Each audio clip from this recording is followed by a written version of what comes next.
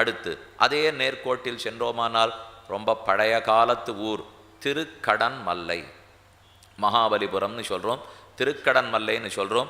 ஆழ்வார்களில் பூதத்தாழ்வாருடைய திருவவதார ஸ்தலம். ஏற்கனவே பொய்கை ஆழ்வார் காஞ்சிபுரத்தில் திருவக்காசனதியில் பார்த்துட்டோம். பூதத்தாழ்வாருடைய அவதார ஸ்தலம் திருக்கடன்மல்லையிலே. இவர் தான் 2வது ஆழ்வார்.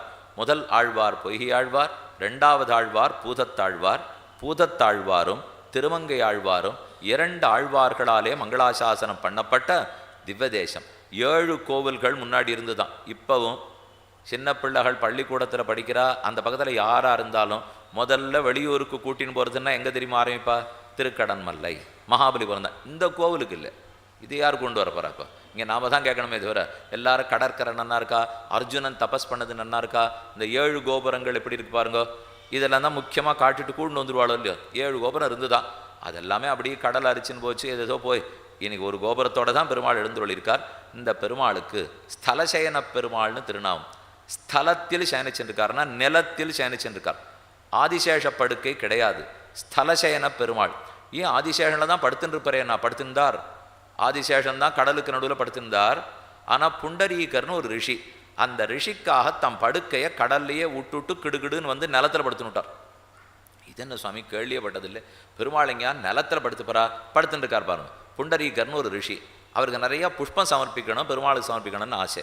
கையில் புஷ்பத்தை எடுத்தார், கூடையில் இடிக்கின்றார், வந்துட்டார்.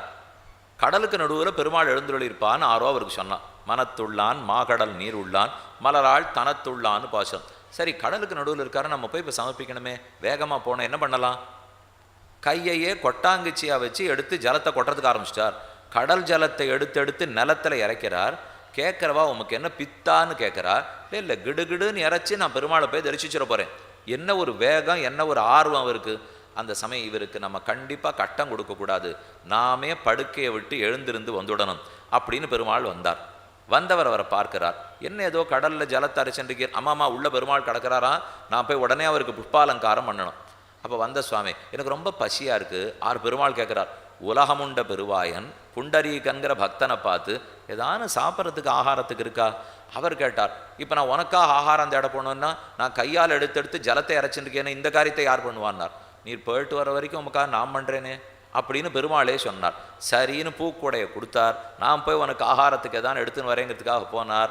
அதுக்குள்ளே பெருமாள் கிடுகிடுகிடு அவர் இறக்கிறது கேட்கணுமா? அப்போ நினச்ச மாத்திரத்தில் மொத்தம் இறஞ்சி போயிடாதா? இறஞ்சி போச்சு. உள்ளேந்து இருக்கிற பெருமாள் இவர் தான் வந்துட்டாரே. உள்ளேந்து இருக்கிற பெருமாள் வந்ததா சட்டுன்னு ரொம்ப நீண்ட திருக்கைகளை பரப்பி கொண்டு நிலத்திலேயே சயனிச்சுனுட்டார். புண்டரீகர் போனவர் வந்தார். வந்து பார்த்தா கடலில் ஜலத்தையே காணும். இவரானா படுத்துன்னு இருக்கார். சுவாமி ஏதோ எனக்காக காரியம் பார்க்குறேன்னு சொல்லிட்டு வெறுமை படுத்துனுட்டு இருப்போ, இவ்வளவுதானா, ரொம்ப பசியான்னார். நீர் குழந்ததை முதல்ல கொண்டார், அதை சாப்பிட்றதுக்காக தான் படுத்துட்டுருக்கேன். வேலையெல்லாம் முடிச்சாச்சு. நீர் என்னைக்கா இருந்தாலும் முடிச்சிருக்க போகிறதில்ல, வேலை முடிஞ்சு போச்சு. இதோ எல்லாத்தையும் இறைச்சிட்டேனேன்னு அப்போ பெருமாள் நடுவில் இருக்கணுமேனா? நான் தான் இவரே தன்னை தரிசனம் கொடுத்தார்.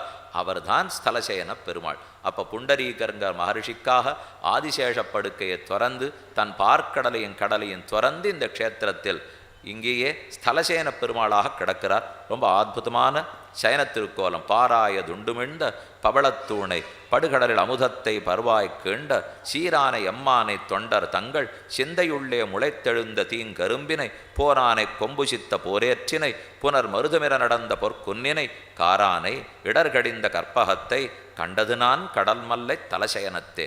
2ஆம் பத்து 5ஆம் திருமொழி, மொத்தம் 20 பாசுரங்கள் திருமங்கையாழ்வார் பாடுறார். ஸ்தலசயன பெருமாள் 4 திருக்கைகளோடே, இடது கை ஆஹ்வான ஹஸ்தம். ஆஹ்வானன்னா பத்திரிக்கை ஆஹ்வானம் இருக்குன்னு சொல்கிறாலும் இல்லையோ, கூப்பிடுதல்னு அர்த்தம்.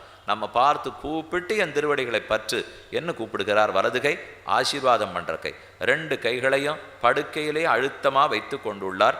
திருவலவெந்தை, இந்த பெருமாள் சன்னிதானத்துக்கு நேர் பின்னாடி போனாதான் வலவந்தை பெருமாள் எழுந்துள்ளிருக்கிறார்.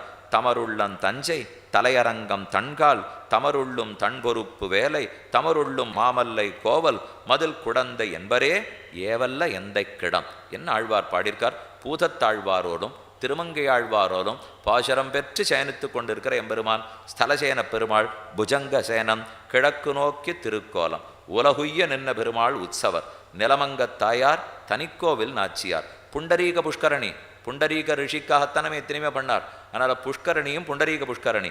கருட நதி புண்டரீக மகரிஷி பிரத்யக்ஷமாக பெருமாளை சேவித்தவர். இந்த ஊருக்கு போனீங்கன்னா பூதத்தாழ்வாருடைய அவதார ஸ்தலத்தை சேவிக்கலாம். தனியாக இடம் கட்டி வச்சிருக்கா. பொய்கை ஆழ்வார் அவதார ஸ்தலம் காஞ்சிபுரத்தில் திருவக்காசனத்தில் போனால் சேவிக்கலாம். பூதத்தாழ்வாருடைய அவதார ஸ்தலம் இந்த க்ஷேத்திரத்தில் போனோம்னா சேவிக்கலாம். மாமல்லபுரத்தே கடன் மல்லையில் ஸ்தலசயன பெருமாளாக பெருமானை தரிசித்து கொண்டோம்.